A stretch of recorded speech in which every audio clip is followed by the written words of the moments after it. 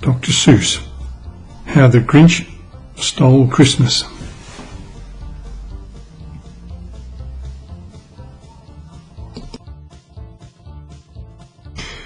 Every Who down in Who-ville liked Christmas a lot, but the Grinch, who lived just north of Who-ville, did not.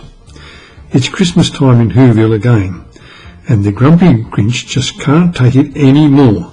This year he has to find a way to stop Christmas from coming.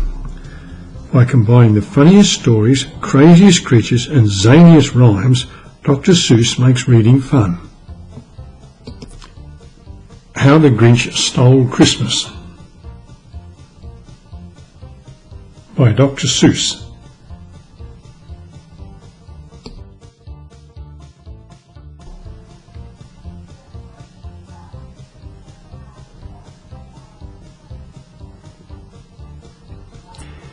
Every Who down in Who-ville liked Christmas a lot.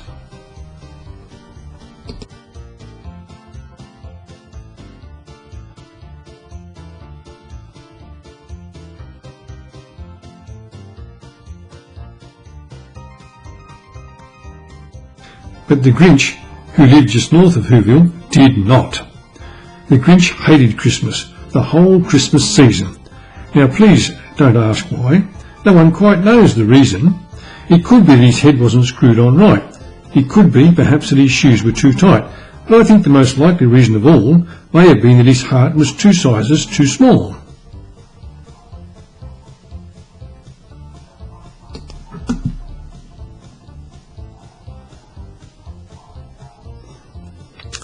But, whatever the reason, his heart or his shoes, he stood there on Christmas Eve hating the Whos, staring down from his cave with a sour grinchy frown at the warm-lighted windows below in their town, for he knew every Who down in Who-ville beneath was busy now hanging a mistletoe wreath.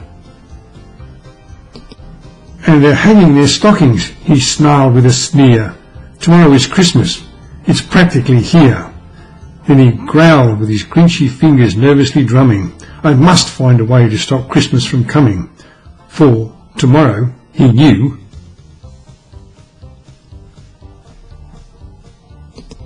merry, merry, all the Who girls and boys would wake bright and early. They'd rush for their toys, and then, oh, the noise, noise, noise, noise. That's one thing he hated, the noise, noise, noise, noise.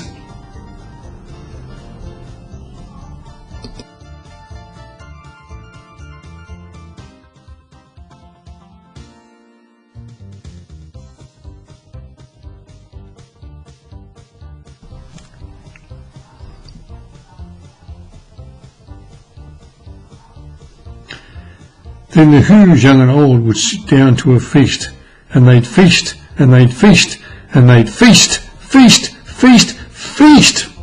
They would feast upon Who pudding and rare Who roast beast, which was something the Grinch couldn't stand in the least.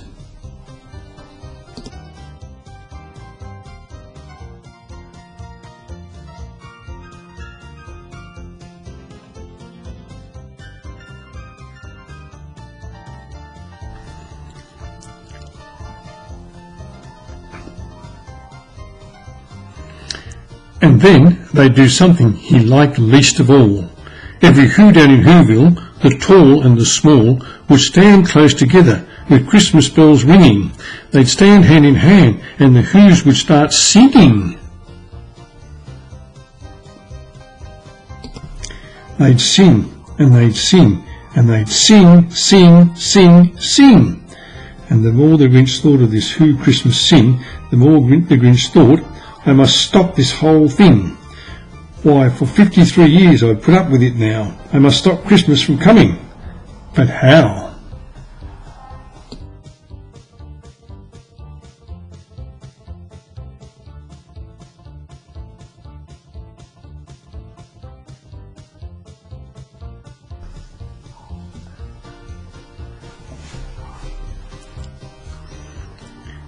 Then he got an idea. An awful idea. The Grinch got a wonderful, awful idea.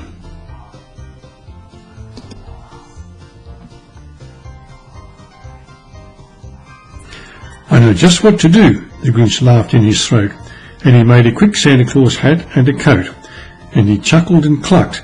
"What a great Grinchy trick! With this coat and this hat, I'll look just like Saint Nick." "All I need is a reindeer." The Grinch looked around, but since reindeer were scarce, there was none to be found. Did that stop old Grinch? No. The Grinch simply said, "If I can't find a reindeer, I'll make one instead." So he called his dog Max, then he took some red thread and he tied a big horn on the top of his head.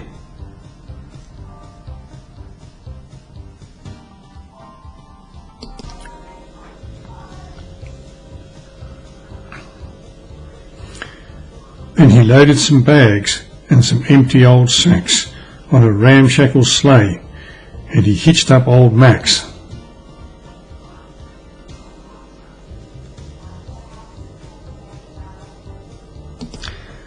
Then the Grinch said, "Get up!" and the sleigh started down towards the homes where the Whos lay a snooze in their town.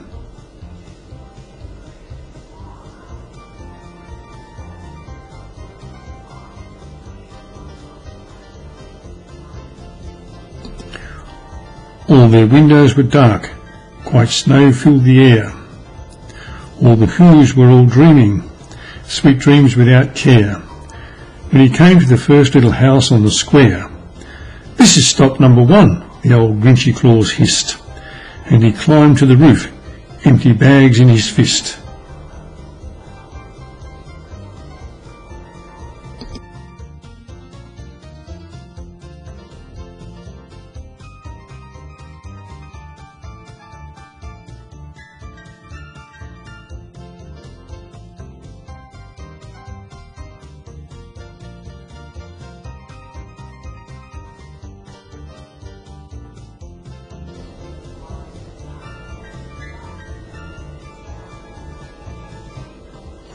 Then he slid down the chimney, a rather tight pinch, but if Santa could do it, then so could the Grinch. He got stuck only once, for a moment or two, then he stuck his head out of the fireplace flue, where the little Who stockings all hung in a row. "These stockings," he grinned, "are the first things to go."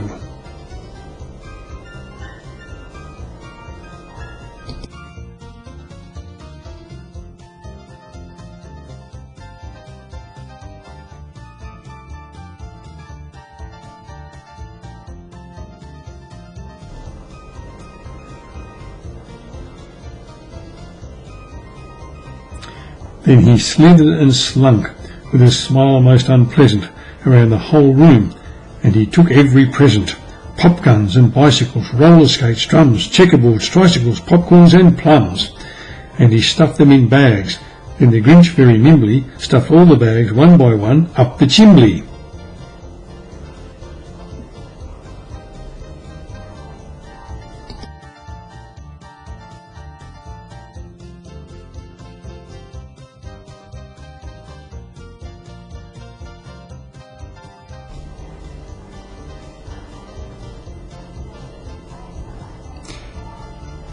Then he slunk to the icebox. He took the Who's feast. He took the Who pudding. He took the roast beast. He cleaned out that icebox as quick as a flash. Why, that Grinch even took their last can of Who hash.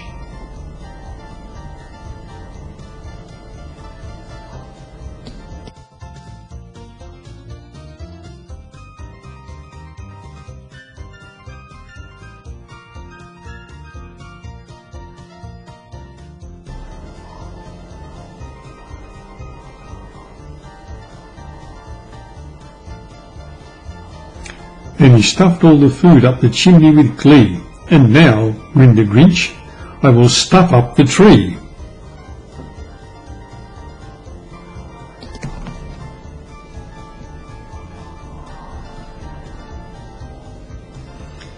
And the Grinch grabbed the tree, and he started to shove, when he heard a small sound like the coo of a dove. He turned round fast, and he saw a small Who, little Cindy Lou Who was not more than 2.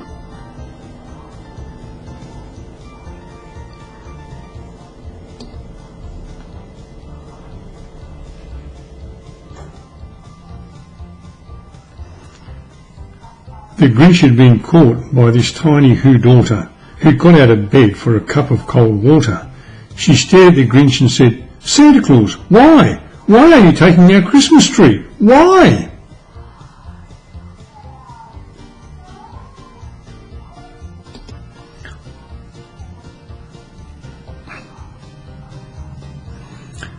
But you know that old Grinch was so smart and so slick. He thought up a lie, and he thought it up quick. "Why, my sweet little tot," the fake Santa Claus lied, "there's a light on this tree that won't light on one side. So I'm taking it home to my workshop, my dear. I'll fix it up there, then I'll bring it back here."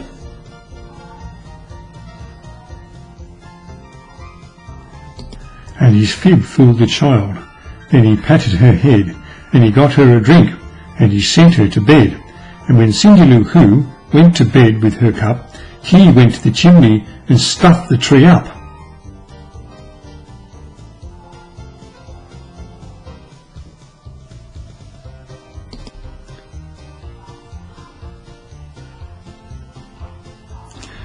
Then the last thing he took was the log for their fire. Then he went up the chimney himself, the old liar. On their walls he left nothing but hooks and some wire.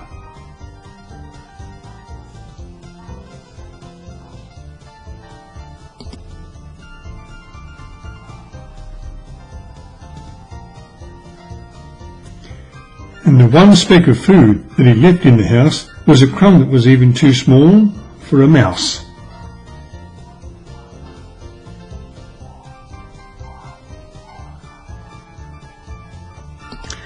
Then he did the same thing to the other Who houses.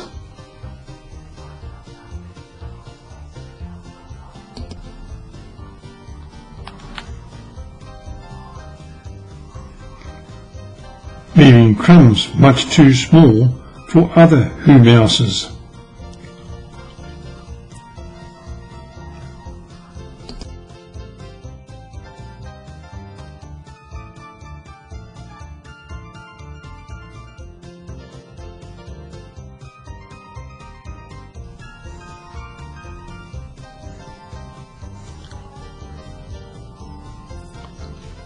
It was 1:15 dawn.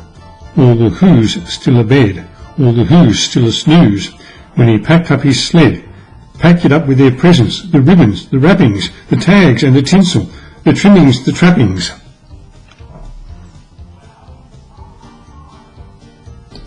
3,000 feet up the side of Mount Crumpet, he rode with his load to the tip-top to dump it. Pooh-pooh to the Who's, he was grinchishly humming. They're finding out now that no Christmas is coming. They're just waking up. I know just what they'll do. Their mouths will hang open a minute or two. Then the Who's down in Whoville will all cry boo-hoo.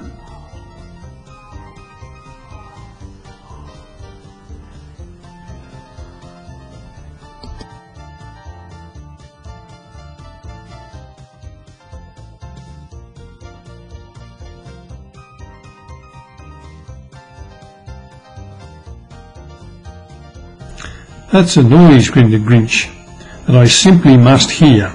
So he paused, and the Grinch put his hand to his ear. And he did hear a sound rising over the snow. It started in low, then it started to grow.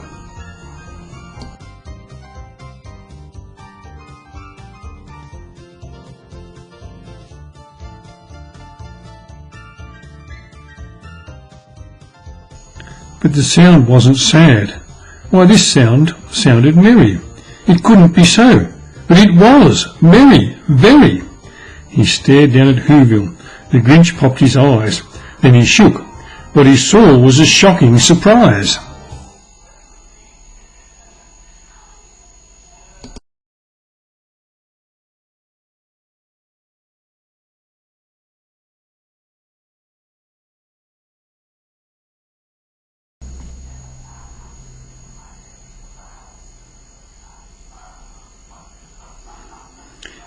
Every Who down in Whoville, the tall and the small, was singing without any presents at all.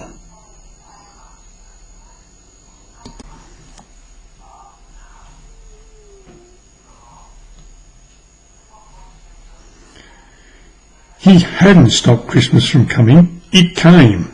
Somehow or other, it came just the same.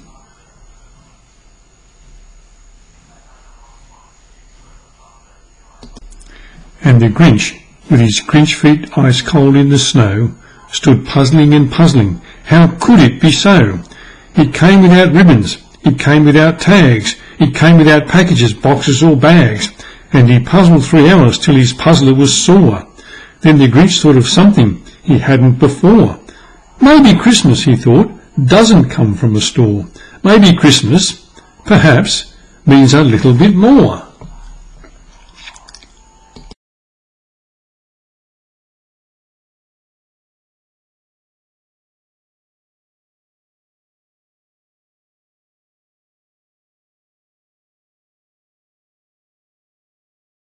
And what happened then? Well, in Who-ville they say that the Grinch's small heart grew 3 sizes that day, and the minute his heart didn't feel quite so tight, he whizzed with his load through the bright morning light, and he brought back the toys and the food for the feast, and he...